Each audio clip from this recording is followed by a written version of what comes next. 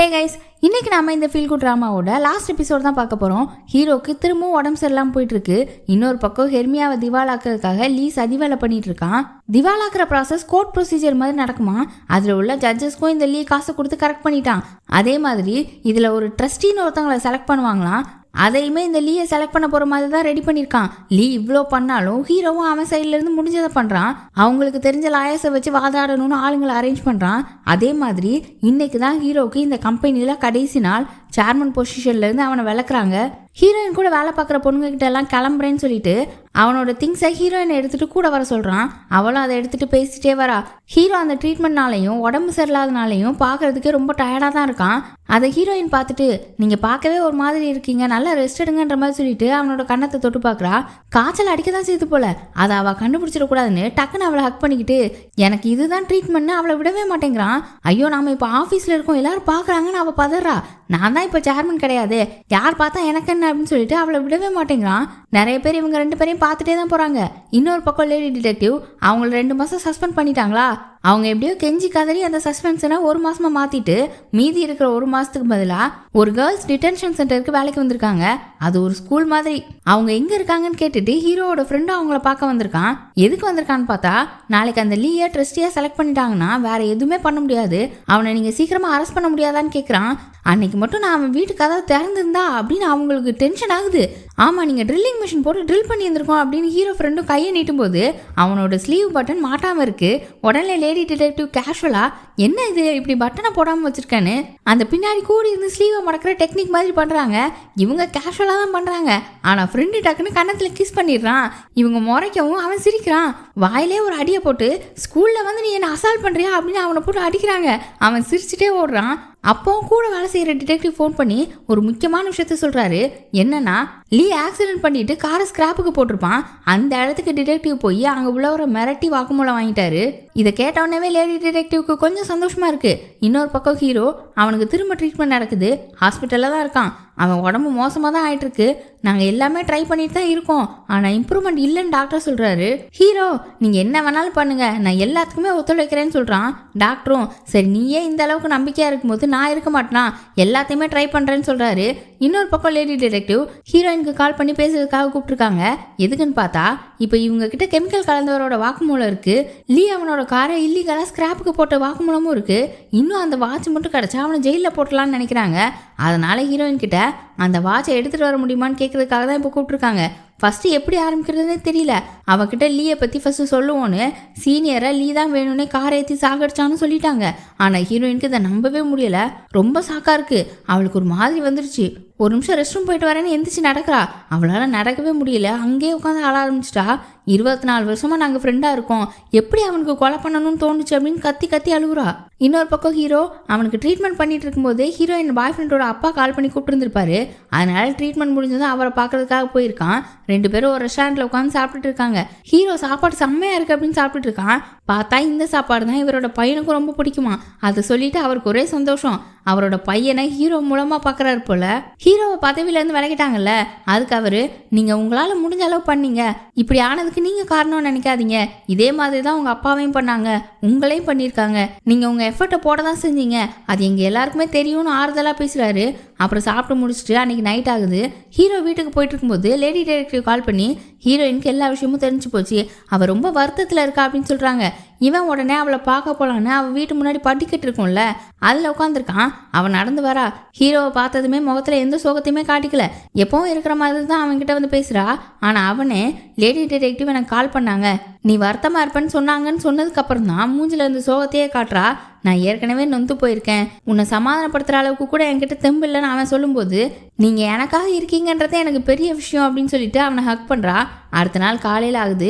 Heroine ஆஃபீஸ்க்கு கிளம்பும்போது news பேப்பரில் லீயோட ஃபோட்டோவை பார்க்குறா. அப்போ தான் நமக்கு ஒரு விஷயத்த காட்டுறாங்க. நேற்று லேடி டிடெக்டிவ் அந்த வாட்ச் எடுத்துகிட்டு வர முடியுமான்னு கடைசியாக கேட்டிருக்காங்க. அந்த வாட்ச் மட்டும் கிடச்சிருச்சுன்னா அவனை அரெஸ்ட் பண்ணிடலான்னு அவங்க சொன்னதை இவ யோசிச்சு பார்த்துட்டு உட்காந்துருக்கா.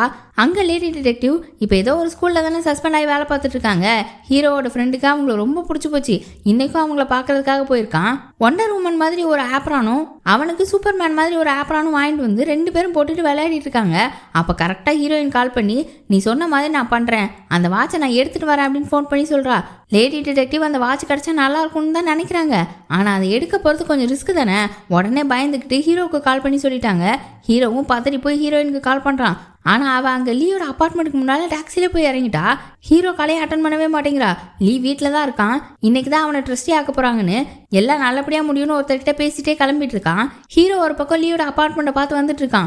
இன்னொரு பக்கம் லேடி டிடெக்டிவும் ஹீரோவோட ஃப்ரெண்டு வந்துட்டு இருக்காங்க. ஹீரோயினை பார்த்தா லியோட வீட்டுக்கே போயிட்டா. காலிங் பில் அடிச்சு நிற்கும்போது அவனும் கதவை திறந்து அவளை உள்ளே கூப்பிட்டு உட்கார வச்சிருக்கான். அவளுக்கு கொஞ்சம் பதட்டமாக தான் இருக்குது. அப்போ வேற ஹீரோ கிட்ட இருந்து கால் வருது. லீ என்ன கால் எடுத்து பேசலையான்னு கேட்குறான். இல்லை அது ஒன்றும் முக்கியமான கால் இல்லைன்னு அட்டன் பண்ணாமல் உட்காந்துருக்கா.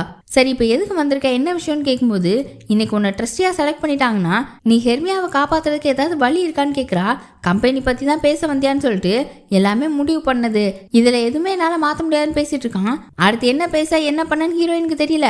கீழே பார்க்கிங்க்கு ஹீரோ, லேடி டிடெக்டிவ், ஹீரோட ஃப்ரெண்டு எல்லாருமே வந்துட்டாங்க. ஹீரோ வாங்க மேலே போய் அவளை கூட்டிகிட்டு வருவோம்னு அவசரப்படுறான். நாமலாம் இப்படியே போய் நின்னோன்னா எல்லார் மேலேயும் தான் சந்தேகம் வரும். எனக்கு ஒரு ஐடியா இருக்குது அப்படின்னு சொல்லிட்டு லேடி டிடெக்டிவ் லீயோட காரை போய் தேடுறாங்க. காரை ஏதோ பண்ணி விட்டாங்க, அது அலாரம் அடிக்க ஆரம்பிச்சிச்சு. உடனே பார்க்கிங்ல இருந்து லீக்கு கால் பண்ணி கூப்பிடுறாங்க. அவனும் ஹீரோயின் கிட்ட ஒரு நிமிஷம் அப்படின்னு சொல்லிட்டு அங்கேருந்து வெளியில் போகிறான். ஹீரோயினுக்கு செம்மையாக டைம் கிடச்சிச்சு. விறுவிறுன்னு ஒவ்வொரு கப்போடாக தேடுறா. எல்லா இடத்துலையுமே போய் தேடிட்டு இருக்கா, கிடைக்கவே மாட்டேங்குது. அப்புறம் கரெக்டாக அந்த வாட்ச் இருக்கிற ட்ராயரை இழுக்கிறா. அவசரத்தில் டப்புன்னு ட்ராயரோட அது கீழே விழுந்துருச்சு. உள்ள வாட்சும் இருக்கு. வாட்சை எடுத்துட்டு அந்த ட்ராயரை டேபிளில் மாட்டுறதுக்காக ட்ரை பண்ணிட்டு இருக்கா. லீ வேற பார்க்கிங்க்கு போய் பார்த்துட்டு மேலே வந்துட்டான். பின்ன போட்டு கதவை திறந்து உள்ளே வரான். அவள் ட்ராயரை மாட்டிட்டா. ஆனால் கையில் அந்த வாட்ச் கீழே விழுந்துருச்சு.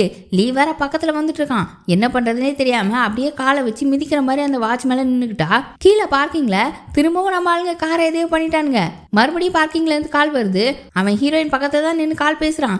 ஆனா கொஞ்சம் சைடா திரும்பும்போது ஹீரோயின் நைஸா கீழே குனிஞ்சு அந்த வாட்சை கையில எடுத்து வச்சுக்கிட்டா. சரி வந்த வேலை முடிஞ்சது கிளம்போன்னு, சரி நான் கிளம்புறேன் அப்படின்னு லீ கிட்ட சொல்லி மெதுவா பேக் எடுத்துட்டு அப்படியே நடந்து போயிட்டு இருக்கா. வாசல் கிட்ட போகும்போது லீ அவ பேர் சொல்லி கூப்பிடுறான். எதுவும் கண்டுபிடிச்சிட்டானோன்னு அவளுக்கு ஒரே பதட்டமா இருக்கு. வாட்சை கையில சிக்கனை பிடிச்சிட்டு பின்னால வச்சுட்டு திரும்புறா. நல்ல வேலை அவன் எதையுமே பார்க்கல. இந்த அளவுக்கு நமக்குள்ள பேச்சுவார்த்தை இருக்கிறதே எனக்கு சந்தோஷம். சரி வீட்டுக்கு போயிட்டு வா அப்படின்னு சொல்லிட்டான். அவ விட்டா சரின்னு கீழே வந்துட்டா. கீழே தான் நம்ம ஆளுங்க நின்றுட்டு இருக்காங்களே. இவ வரதை பார்த்ததும் ஹீரோ போய் திட்டுறான். என்ன நீ இப்படி பண்ணிட்டு இருக்கேன்னு கேட்க லேடி டிடெக்டிவ் அவனை நிறுத்தி ஹீரோயின் கிட்ட போறாங்க. நான் வாட்சை எடுத்துட்டு வந்துட்டேன், இதை வச்சு அவனை ஜெயிலில் போட்டுடலாமா அப்படின்னு வாட்சை கொடுக்குறா. இன்னைக்கு தானே லீயை ட்ரஸ்டியா தேர்ந்தெடுக்க போறாங்க, அதனால அதுக்கு முன்னாலே அவனை அரெஸ்ட் பண்ணிடலாமான்னு ஹீரோ ஃப்ரெண்டு கேட்குறான். வாட்சை டெஸ்ட் பண்ணி ரிசல்ட் வரணும், அதுக்கப்புறம் தான் அரெஸ்ட் வாரண்ட் வாங்க முடியும், கொஞ்சம் லேட் ஆகும்னு சொல்லிட்டு வேகமாக அங்கேருந்து போகிறாங்க. ஹீரோ ஏதோ நிறைய ஃபைலு பென்ட்ரைவ்லாம் எடுத்துகிட்டு இதுக்கு முன்னால் ஒரு நியூஸ் பேப்பர் கம்பெனிக்கிட்ட பிளாக் பாக்ஸை கொடுக்கணும்னு சொல்லிட்டு இருந்தானா, அங்கே போயிருக்கான். இவன் என்ன பண்ண போகிறான்றது தெரியல. இங்கே பார்த்தா லீயே ட்ரஸ்டியை செலக்ட் பண்ணிட்டாங்க. அது முடிஞ்சதும் ஹெர்மியாக்குள்ளே வரான். உள்ள ஃபுல்லாக பத்திரிக்கைக்காரங்க, இந்த சின்ன வயசுல நீங்கள் இவ்வளோ சாதிச்சிருக்கீங்க, உங்கள் சக்ஸஸ் ஃபார்ம்ல என்ன அப்படின்னு கேட்டுட்டு ஃபோட்டோலாம் எடுத்து மொச்சிட்டு இருக்காங்க. அவனும் அவங்களுக்கு பதில் சொல்லிட்டு இருக்கும்போது சக்ஸஸ் ஃபார்முலா தானே நான் சொல்கிறேன் அப்படின்னு சொல்லிட்டு ஹீரோ பின்னால் இருந்து வரான். எல்லாரும் அவன் பக்கம் திரும்ப 24 வருஷம் கூட இந்த ஃப்ரெண்டையே கொலை பண்ணி தான் இந்த இடத்துக்கு வந்திருக்கான் அப்படின்னு சொல்கிறான். அப்போ சீனுக்கு லேடி டிடெக்டிவ் போலீஸோட வந்து கொலை பண்ண கூட்டுறதுக்காக உங்களை அரெஸ்ட் பண்ணுறோம் அப்படின்னு சொல்லிட்டு வராங்க. மறுபடியும் எவிடன்ஸ் இல்லாமல் சும்மா வந்து என்ன இப்படி பண்ணிட்டு இருக்காதீங்க அப்படின்னு லீ கத்த. எவிடன்ஸ் தானே இதோ பாரு அப்படின்னு வாட்சை எடுத்து காட்டி இதில் சீனியரோட ரத்தம் இருக்குன்னு நாங்கள் கண்டுபிடிச்சோம் அப்படின்னு சொல்லிட்டு அரெஸ்ட் பண்ண சொல்கிறாங்க. டிடெக்டிவ்ஸ் லீயை பிடிச்சி இழுத்துட்டு போகிறாங்க.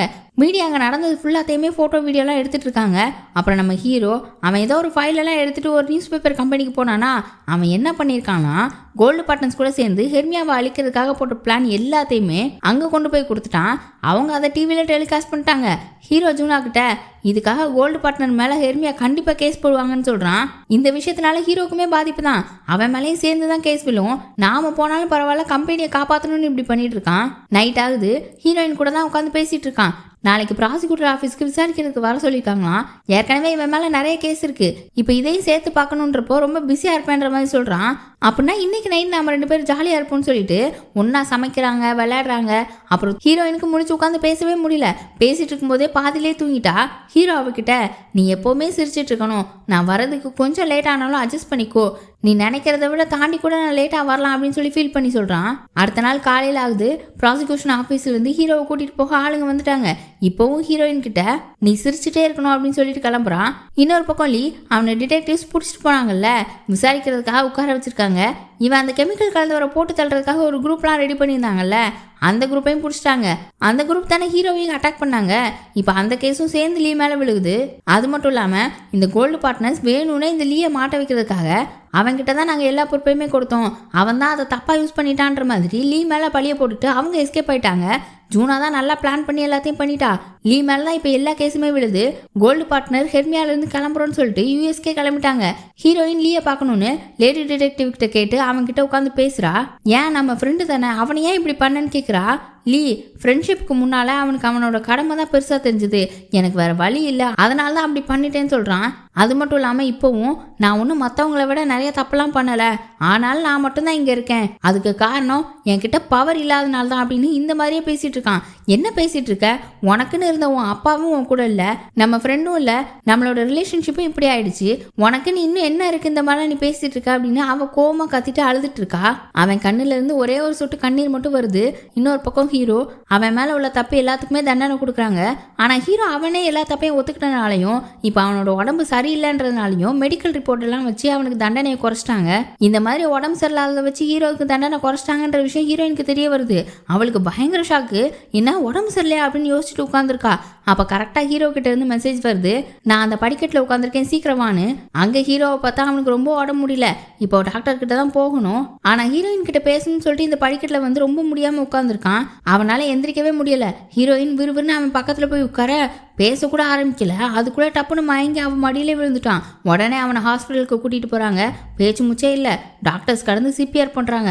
அப்புறம் என்ன ஆச்சுன்னு அவன் காட்டல, அப்படியே 3 மாதம் கழிச்சு காட்டுறாங்க. ஹீரோவோட ஃப்ரெண்டுக்கும் லேடி டிடெக்டிவ்க்கும் கல்யாணம் ஆக போகுது.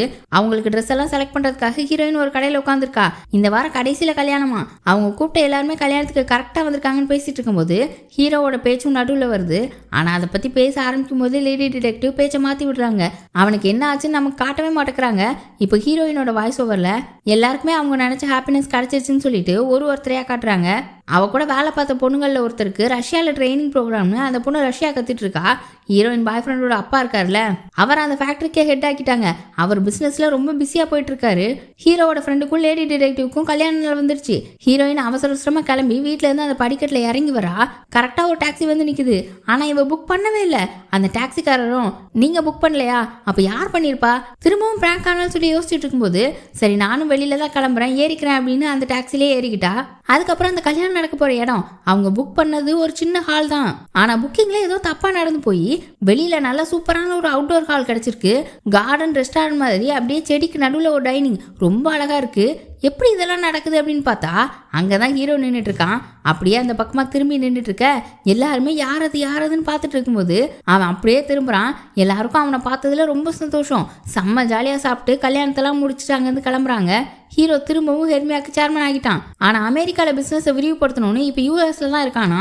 இப்போ ஹீரோவும் ஹீரோயினும் இன்னும் 36 மணி நேரம் இருக்குது, நாம் அது வரை ஜாலியாக இருக்கலாம் அப்படின்னு சொல்லிட்டு பேசிட்டே நடந்து போகிறாங்க. அப்புறம் ஹீரோயினோட வீட்டுக்கு வெளியில் உள்ள அந்த படிக்கட்டில் உட்காந்துக்கிட்டு 2 பேரும் ஆளுக்கு ஒரு லாலிபாப்பை வச்சுக்கிட்டு லெஃப்ட் சைடில் இருந்து ஆளுங்க போனால் ஹீரோயினை கிஸ் பண்ணணுமா, ரைட் சைடில் இருந்து ஆளுங்க போனால் ஹீரோவை கிஸ் பண்ணணுமா, இப்படி ஒரு கேமை வச்சு விளையாடிட்டு இருக்காங்க. அப்படியே ஹாப்பியாக இந்த சீரீஸ் முடியுது. அடுத்து ஒரு சூப்பரான ஏன்ஷியன் ட்ராமா உங்களுக்காக காத்துட்ருக்கு. நிறைய பேர் சீரீஸ் சஜஸ்ட் பண்ணீங்க. ஆனால் அந்த சீரீஸ்லாம் சில சேனலில் போட்டிருக்காங்க. அப்படி இல்லை அப்படின்னா டவுன்லோட் கிடைக்க மாட்டேது, இல்லைனா காப்பிரைட் விழுகிற மாதிரி இருக்குது. ஸோ அதனால் போட முடியல, யாரும் தப்பாக எடுத்துக்காதீங்க. அடுத்து ஒரு சூப்பரான சீரீஸ் வருது, அதை பார்க்குறதுக்கு மறக்காமல் சேனலை சப்ஸ்கிரைப் பண்ணி வச்சுக்கோங்க. வீடியோ பிடிச்சிருந்தா லைக் பண்ணுங்கள், ஷேர் பண்ணுங்கள். Bye by.